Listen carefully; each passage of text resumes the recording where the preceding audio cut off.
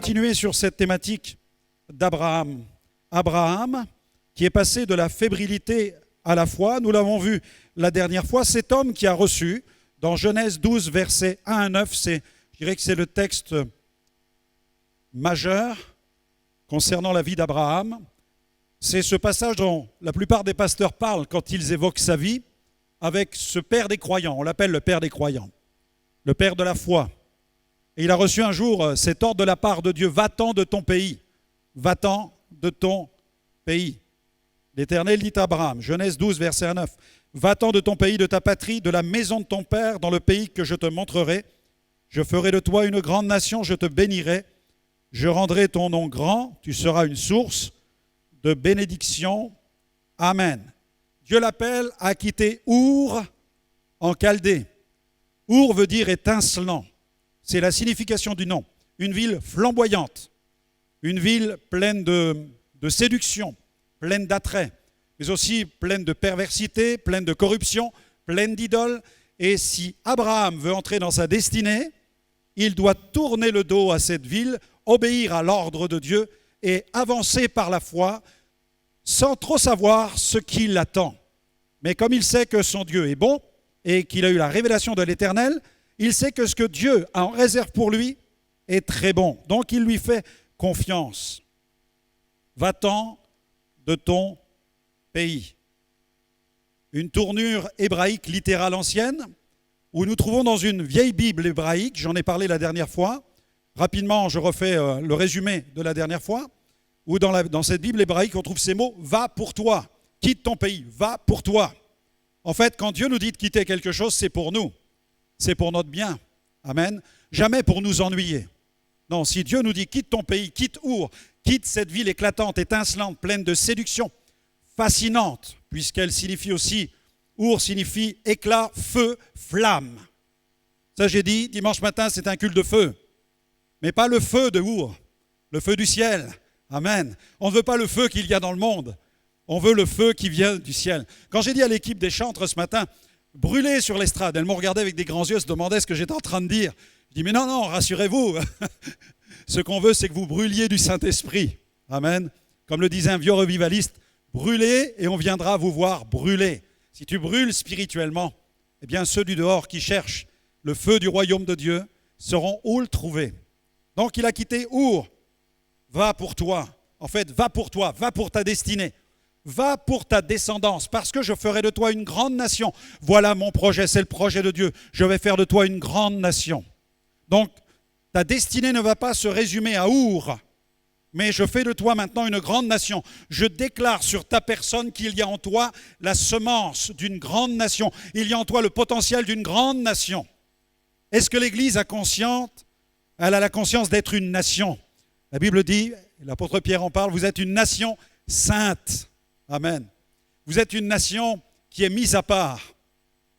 Nous, on n'a pas besoin d'aller voter pour celui qui sera le chef de l'Église de Jésus. Vous êtes d'accord? C'est pourquoi la Bible dit vous êtes une nation sainte. Le mot saint, en grec comme en hébreu, nous parle d'être mis à part pour quelque chose. Et Dieu nous dit dans sa parole, vous êtes une nation sainte dans le sens où vous êtes un peuple, mais vous êtes mis à part, vous n'allez pas fonctionner comme le monde fonctionne. Parce que votre chef, c'est Jésus, c'est lui qui vous a bâti en tant que peuple. Et il est roi des rois pour l'éternité. Amen. On ne peut pas remettre en question l'autorité de Jésus. Personne ne peut se prévaloir d'être le chef de l'Église sur la terre. On sait que certains le font, mais dans les Écritures, le chef de l'Église s'appelle Jésus. Amen. Il a dit, je bâtirai mon Église et les portes du séjour de mort ne prévaudront point contre elle. Donc on ne va pas se précipiter aux urnes à un moment bien précis de l'année pour aller voter sur celui qui va diriger l'Église du Seigneur Jésus. C'est Jésus le chef de son Église et il va la bâtir, soyez-en sûrs. C'est pourquoi ne doutez pas de la destinée qui est tracée dans la parole concernant son Église. Peut-être qu'on peut trembler pour la destinée d'une communauté. Parfois, nous pouvons trembler pour la destinée d'une église locale, pour la destinée d'une organisation chrétienne, la destinée d'un mouvement. Mais n'oublions jamais, ne perdons jamais de vue que celui qui préside non seulement à la destinée des peuples et à la destinée de l'église, c'est le chef de l'église qui s'appelle Jésus. Et les portes du séjour des morts ne pourront pas prévaloir contre elle, quelle que soit la nature de ces portes. Que ce soit la persécution, que ce soit l'athéisme. Non, Jésus a dit, je bâtirai mon église quels que soient les lieux, quels que soient les temps, quels que soient les terrains. Il est le bâtisseur de l'Église. Alléluia. Et c'est important que chaque chrétien considère que Jésus est son chef. Votre pasteur n'est pas votre chef, je ne suis pas votre chef, je ne suis le chef de personne, j'essaye d'être le chef de moi-même. Mais mon chef à moi, c'est Jésus. Votre chef à vous, c'est Jésus. On a le même Seigneur. C'est celui qui est notre chef. Nous avons simplement des fonctions différentes. Mais celui qui gouverne l'Église, c'est le Seigneur Jésus. Amen. Et lui, il est notre bon berger. Je suis le berger de l'Église, mais je n'oublie jamais que je suis une brebis du Seigneur. Amen. Parfois, les bergers oublient qu'ils sont des brebis. C'est pourquoi priez pour moi. Parce que si j'ai la fonction de berger parmi vous, n'oubliez jamais que je suis une brebis qui a besoin des soins du berger aussi. Alléluia. Dieu soit loué. Va-t'en de ton pays. Et là, on va continuer. On a vu le premier point. Il va s'afficher. Le premier point était celui-ci. Les bénédictions spéciales accompagnent ceux qui marchent par la foi. C'est ce que nous avons vu la dernière fois. Ce matin, nous allons voir maintenant l'accès aux promesses de Dieu implique un total abandon. L'accès aux promesses de Dieu implique un total abandon. Amen. Donc on reste bien attentif ce matin parce que Dieu a des bénédictions pour nous spéciales, mais l'accès à ces promesses implique un abandon. Certaines promesses, nous avons accès à certaines promesses sans faire d'effort. Mais certaines d'entre elles réclament notre engagement. C'est une erreur en tant que chrétien que de penser que nous avons tout reçu une fois par le simple fait que nous sommes sauvés et que tout s'arrête avec le salut et que nous ne pouvons plus prétendre à quelque autre bénédiction. Ça, c'est une erreur. C'est limiter le dessein de Dieu à notre égard. Parce que la Bible dit que nous avons été sauvés pour des bonnes œuvres qui sont préparées d'avance pour nous. Et cette curiosité qui est en moi fait que je m'intéresse sans cesse au plan que Dieu a pour ma vie. Et je ne l'enferme pas dans ce que j'ai vécu hier, parce que je sais que Dieu a prévu quelque chose pour demain. Mais si je veux vivre ce que Dieu a prévu pour demain, il est important qu'aujourd'hui, je sois vraiment attaché à lui et que mon abandon soit total. Sinon, je risque de passer à côté du plan que Dieu a pour ma vie. Et si je ne réponds pas au plan que Dieu a pour ma vie aujourd'hui, soyez-en sûrs, il va trouver quelqu'un d'autre qui va s'en charger de l'accomplir. Il y a même un texte dans la parole qui dit que l'Église qui ne s'est pas occupée du chandelier, Dieu l'a pris et l'a donné à une autre. Vous savez, Dieu ne se laisse pas embarrasser par le protocole. Dieu doit faire son œuvre. Lui, s'il me demande d'accomplir les œuvres qu'il a préparées d'avance pour moi, soyez sûr d'une chose, c'est que Dieu, lui, accomplit les siennes. Et Dieu accomplit son plan à l'égard de l'Église. C'est pourquoi il est important pour moi que je réalise que l'accès à toutes les promesses que Dieu proclame, prononce, déclare sur ma vie implique de ma part un abandon total pour qu'elle puisse se réaliser. Est-ce que je peux entendre un amen à cela? Amen. Dans ce deuxième chapitre, le premier point, c'est qu'une destinée divine implique la dimension surnaturelle. Vous avez un passage, prenez votre Bible, dans Genèse 11, versets 27 à 30. Le problème qu'Abraham rencontre, c'est Dieu déclare sur lui une grande nation. Dieu déclare qu'il va faire de lui une grande nation. Mais comment embrasser une telle parole prophétique quand votre épouse est stérile? Genèse 11, 27 à 30. Térakh, âgé de 70 ans, engendra Abraham, Nachor et Haran. Voici la postérité de Térakh. Térakh engendra Abraham, Nachor et Haran. Haran engendra Lot. Haran mourut en présence de Térakh, son père, au pays de sa naissance, à Our en Chaldée. Abraham et Nachor prirent des femmes. Le nom de la femme d'Abraham était Sarai, et le nom de la femme de Nachor était Milka, fille d'Haran, père de Milka et père de Jiska. Sarai était stérile, elle n'avait point d'enfant. Comment embrasser une parole prophétique dans laquelle Dieu dit « Tu vas devenir une grande nation » alors que tu sais que sous ton toit, à la maison, ta femme est stérile? C'est une folie. C'est une folie. J'aimerais vous dire ce matin que la vie chrétienne est une folie. Elle repose sur une puissance qui est considérée par le monde comme une folie, mais la Bible dit que c'est la puissance de Dieu. La Bible dit que la prédication de la croix est une folie pour ceux qui périssent, mais elle est puissance de Dieu pour nous qui sommes sauvés. Comment Dieu peut-il bâtir son Église sur quelqu'un qui est mort sur une croix? Et pourtant, la foi fait que je crois non seulement que Jésus est mort sur la croix pour mes péchés, mais que le troisième jour, il est sorti du tombeau. Le christianisme est une, entre guillemets, religion dont l'ADN est surnaturel. Il est miraculeux. Gloire à Dieu. C'est la religion qui croit que son fondateur est mort, mais qu'il est ressuscité le troisième jour. C'est la religion qui croit que ce fondateur est à la tête de ce corps et qu'il le conduit vers sa destinée. C'est surnaturel. Et Abraham avait besoin de découvrir cette dimension du surnaturel. La vie chrétienne doit être marquée par le surnaturel. La vie chrétienne implique le surnaturel, tout simplement parce que personne ne peut devenir chrétien sans l'intervention surnaturelle du Saint-Esprit. Il n'y a pas de plus grand miracle que celui de la conversion. La conversion, c'est le cœur même du christianisme. Se convertir veut dire littéralement faire demi-tour, c'est-à-dire se tourner vers Dieu, se détourner en quelque sorte d'Our en Chaldée. Je me détourne de mes idoles, je me détourne de mes passions, je vais plus loin, je me détourne de mon ego pour me centrer sur une personne qui s'appelle Christ. Je quitte l'égocentrisme pour le christocentrisme. Je mets Christ au cœur de mon existence et mon ego est marqué par la présence de Jésus. Je garde mon ego dans le sens où je garde mon moi, mais mon moi est transformé par la puissance du Saint-Esprit. Ce n'est plus un moi charnel, c'est un moi habité par la puissance de Dieu. Je ne disparais pas dans la conversion. Je ne deviens pas une marionnette chrétienne. Non, je reste qui je suis. Je garde ma personnalité. Mais mon identité change. Et mon cœur est transformé par la puissance du Saint-Esprit. C'est pourquoi la Bible dit que nous sommes des nouvelles créatures. Même dans le texte original, il est question de création. 2 Corinthiens chapitre 5, verset 17.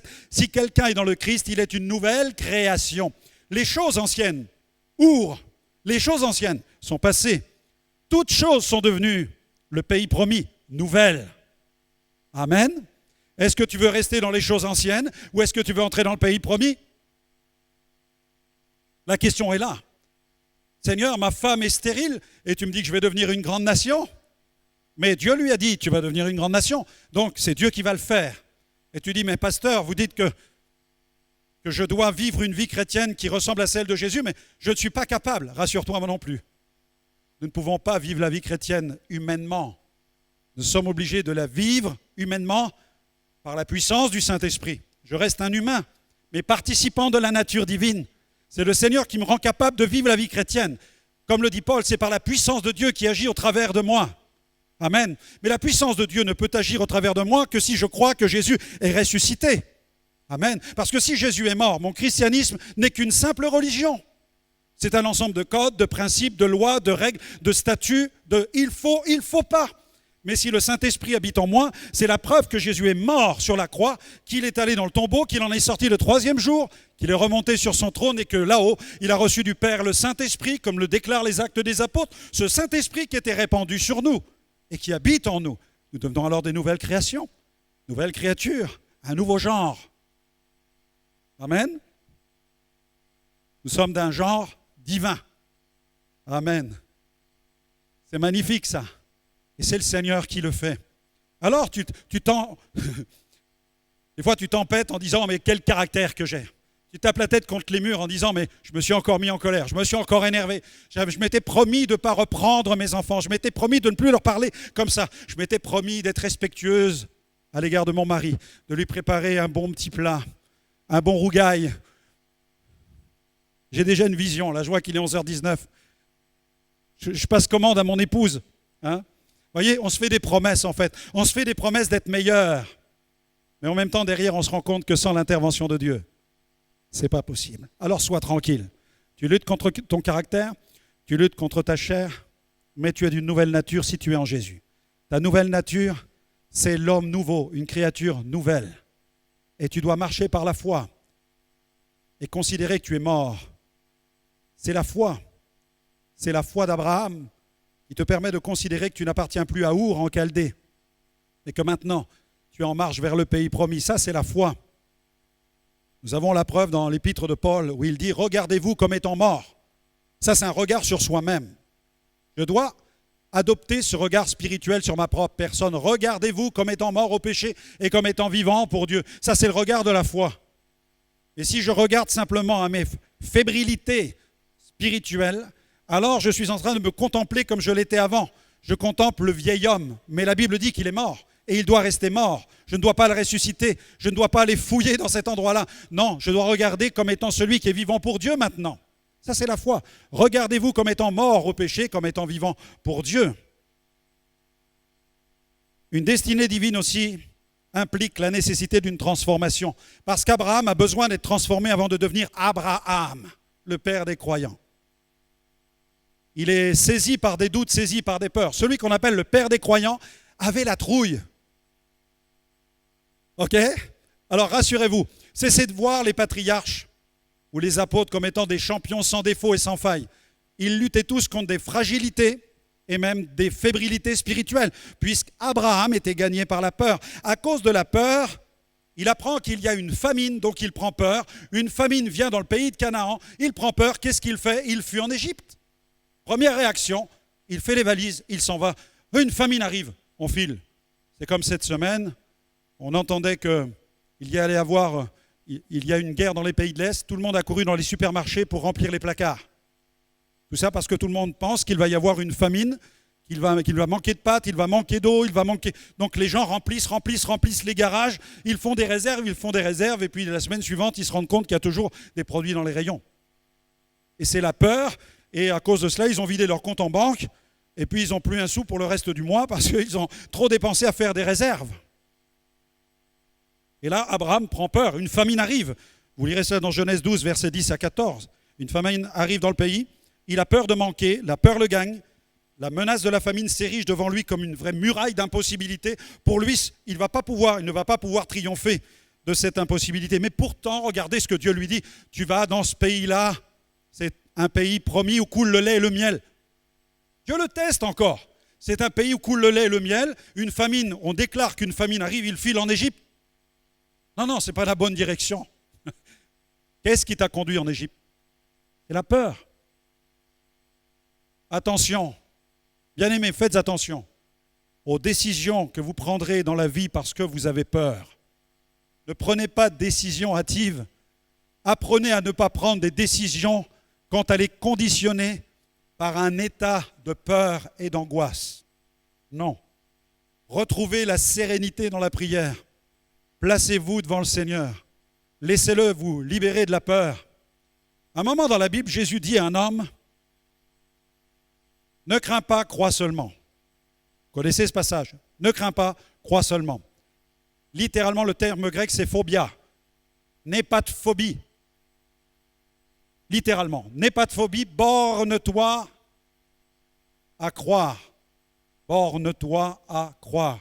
C'est-à-dire, quand tu bâtis une maison, on fixe les bornes.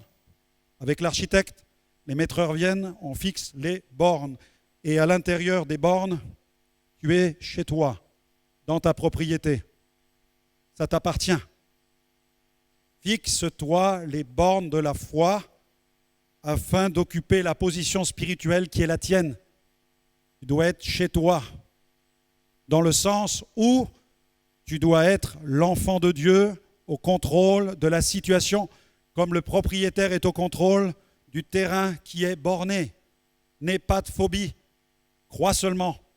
Et Abraham a besoin de trouver cette confiance en Dieu. Dans le psaume 33, versets 18 à 19, regardez ce passage, psaume 33, 18 à 19. « Voici l'œil de l'Éternel est sur ceux qui le craignent. » Alors si tu as peur de la famine, si tu as peur de tout ce qui peut arriver sur l'Europe, on peut, vu les événements actuels, être gagné par les sentiments de peur et d'angoisse. Nous le voyons partout autour de nous. Les discours qui nous envahissent par des messages d'angoisse, des messages de peur. Voici l'œil de l'Éternel est sur ceux qui le craignent, sur ceux qui espèrent en sa bonté, psaume 33, 18, 19, afin d'arracher leur âme à la mort et de les faire vivre au milieu de la famine. Est-ce que je peux entendre un amen à cela ? Les faire vivre au milieu de la famine, non pas te faire fuir de la ville ou du pays pour trouver un endroit meilleur, où tu vas manger, je ne sais pas quel fruit, où tu dis là-bas les fruits poussent à volonté, je vais aller dans tel pays, comme ça je vais être tranquille. Non, ne prends pas la fuite. Non. Où est ta place ? Reste maître de la situation. Garde le contrôle. Amen. Mais Abraham a été gagné, envahi, submergé, noyé par le doute. Il a fui en Égypte. Si vous voulez bénéficier des ressources spirituelles de notre ministère, n'hésitez pas à visiter notre site web www.gospelvision-international.com. Nos émissions, l'Institut de formation et le Gospel Vision Center contribuent à la diffusion de l'Évangile et ont été réalisées grâce aux partenaires de notre ministère. Vous pouvez les rejoindre et soutenir notre mission en devenant changeur de destinée. Rendez-vous sur notre site onglet Dons. Job 3, verset 25. Job 3, verset 25. Ce que je crains, c'est ce qui m'arrive. Ce que je redoute, c'est ce qui m'atteint. Attention à la crainte, attention à la peur. La crainte, la peur, c'est l'équivalent de la foi. C'est l'équivalent de la foi, mais à l'envers. Ce que je crains, ce que je redoute, c'est ce qui m'arrive. Je sème la semence de doute, je sème la semence de crainte, je récolte quoi? Je récolte quoi? Des problèmes. C'est ce qui m'arrive. Le fruit sera le fruit de la crainte et du doute. Ce que je crains, c'est ce qui m'arrive. C'est toxique. C'est une foi complètement à l'envers. Et il faut faire, je dirais, rétro-pédalage dans la foi et revenir dans la parole de Dieu parce que la foi vient de ce qu'on entend et ce qu'on entend vient de la parole de Christ. Tu peux consulter la radio, tu peux regarder les médias, mais que ta foi ne se construise pas sur tout ce que les médias font, nous communiquent. On ne peut pas baser sa foi sur la radio, on ne peut pas baser sa foi sur les fake news. Attention à toutes les vidéos qui circulent, tous les vidéomontages erronés, trafiqués, où on met même le visage de certaines personnes et on les fait même parler. Vous croyez que la personne est en train de dire certaines choses? Il y a beaucoup de manipulation. Le seul endroit où vous ne serez pas manipulé, c'est dans la Bible, la parole de Dieu. Parce que la parole de Dieu est vérité. Amen. C'est pourquoi soyons des enfants de Dieu de la parole. Une destinée divine implique la nécessité d'une transformation surnaturelle. À cause de la peur, il a fui en Égypte. À cause de la peur, il a entretenu une ambiguïté à l'égard de Sarah. Arrivé en Égypte, il prend peur. Alors, il pense qu'il va régler ses problèmes. Allez, la famine arrive. Alors que Dieu dit, va dans ce pays, je te le donne, c'est un pays où coule le lait et le miel. Au lieu de croire que Dieu va pourvoir à ses besoins dans le pays de Canaan, bien que la famine arrive, au lieu de croire que Dieu, justement, lui témoignera de sa fidélité alors que la famine arrive dans le pays, il va en Égypte et là, il pense qu'il va être tiré d'affaire, mais il va récolter d'autres problèmes. Il va récolter la semence de sa crainte et de sa peur. Arrivé là-bas, il discute avec les anciens d'Égypte, il sait qu'il y a un pharaon, mais le problème, c'est que sa femme est belle. Il aurait peut-être préféré qu'elle ne le soit pas. J'en sais rien. Mais en tout cas, son problème, c'est que sa femme est belle. Et il se dit, maintenant, j'ai un problème, ma femme est belle. Et là-bas, elle va être convoitée. Certains vont la convoiter. Peut-être que les anciens du pays vont la convoiter. Peut-être même que Pharaon va la convoiter. Donc, il a peur, il est gagné par la peur. Et on sait que le roi d'Égypte, Pharaon, avait son harem. Alors, il aurait bien voulu l'ajouter à son harem. C'est ce qu'il a tenté de faire. En troquant avec quelques brebis, quelques boucs, quelques chameaux, quelques ânes, quelques serviteurs. Il a fallu qu'Abraham pèse la beauté de Sarah, mais en même temps, il n'a pas réglé son problème parce qu'il ne fallait pas que Sarah tombe dans les bras de Pharaon et que le fils de la promesse soit transformé par un fils de Pharaon. C'est pourquoi la peur est très mauvaise conseillère. L'angoisse est très mauvaise conseillère. Il est important de rester dans cette foi. La situation lui a échappé et la destinée future prophétisée était menacée.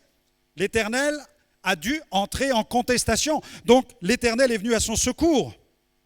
Il va frapper d'une grande plaie la maison de Pharaon, qui découvre que Sarah est la femme d'Abraham, pas seulement une demi-sœur, mais c'est aussi la femme d'Abraham. Il n'avait pas menti en disant que c'était une demi-sœur. Il n'a pas menti. Il a entretenu l'ambiguïté, tout simplement. Mais à cause de la peur, on prend des décisions qui sont ambiguës. Mais la Bible dit que ton oui soit oui, que ton non soit non. Le reste, ça vient du diable.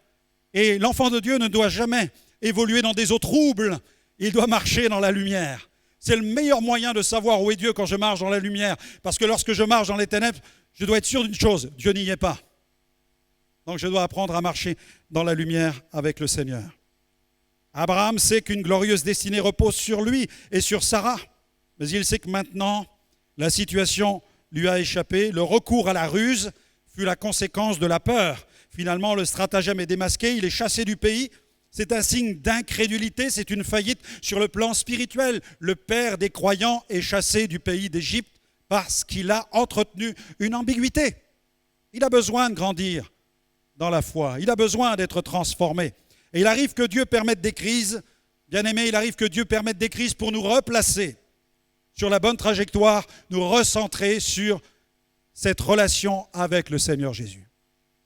Alors rassurez-vous, il vous est arrivé de faire des erreurs, s'il vous est arrivé de commettre des péchés, de faire des mauvais choix, ne tombez pas dans le piège de vous autoflageller. Ce n'est pas le cœur de l'Évangile. Dans le message que nous prêchons, c'est un message vraiment de grâce. Si quelqu'un a péché, je le dis ce matin, si quelqu'un a péché, nous avons quoi? Un avocat auprès du Père, Jésus-Christ le juste. Apprends de ta chute, apprends de tes erreurs, apprends de tes mauvais choix. Ne reproduis pas les mêmes erreurs. Apprends la sagesse. Approche-toi de l'avocat, demande-lui pardon. Si nous confessons nos péchés, il est fidèle et juste pour nous les pardonner, premièrement. Deuxièmement, pour nous purifier de toute iniquité. Et si tu es purifié, nous le déclarons, tu es pur. Tu es pur. Si tu es pur, toute accusation vient du diable. Ne te laisse pas accuser par le diable. Non, relève la tête, sois transformé, comme Abraham l'a été par ses différentes rencontres avec Dieu. Dans 1 Pierre chapitre 2, prenez votre Bible, 1 Pierre 2, versets 1 à 2, l'apôtre Pierre fait une déclaration. 1 Pierre 2, versets 1 à 2, et là j'exhorte chaque enfant de Dieu. Je nous exhorte tous. Rejetant donc toute malice et toute ruse. Rejette ça de ta vie. N'essaie pas d'emprunter des chemins avec les zones grises. Rejetant toute malice et toute ruse, la dissimulation, l'envie et toute médisance. Désirez comme des enfants nouveau-nés le lait spirituel et pur, afin que par lui, vous croissiez pour le salut. Amen. C'est le plan de Dieu. C'est que nous puissions grandir avec le Seigneur. Et puis je terminerai par ce point qui touche à sa relation avec son neveu. Abraham doit apprendre à ne pas entretenir d'ambiguïté, à ne pas se laisser contrôler par la peur. Mais il doit aussi apprendre quelque chose, c'est assumer ses responsabilités. Nous devons apprendre dans la vie à assumer nos responsabilités.